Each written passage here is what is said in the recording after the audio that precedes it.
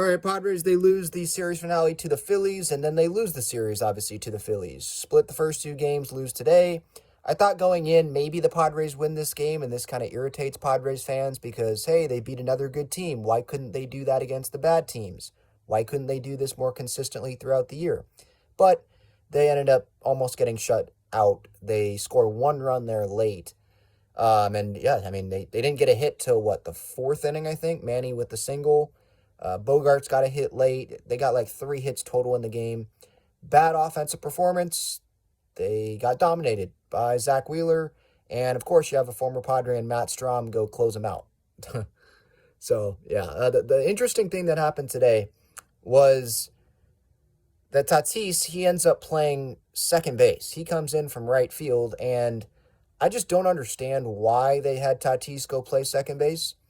And I understand, like, why, if this makes sense. Like, I understand, okay, Batten was pinch hitting. They don't have someone else on the bench. Okay. But I don't understand why he's playing second base. Why are you pinch hitting for Matthew Batten? Like, the game's over. The season's over. If Tatis is going to be playing the outfield, just have him go play the outfield. Why have him go play second base? If you're going to have him go play the infield, have him go play shortstop.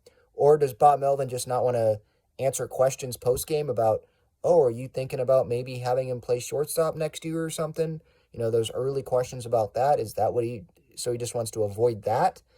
Because they could have Ha-Seong Kim play second base because he plays second base all the time. They can move Bogarts to third. He's played third base before, I believe, in the World Baseball Classic, and have Tatis go play shortstop. Like, even if you were going to have Tatis play the infield, there was a better position for him, I think, than second base. I just don't think you should have even been in that spot anyway. Why pinch hit for Matthew Batten?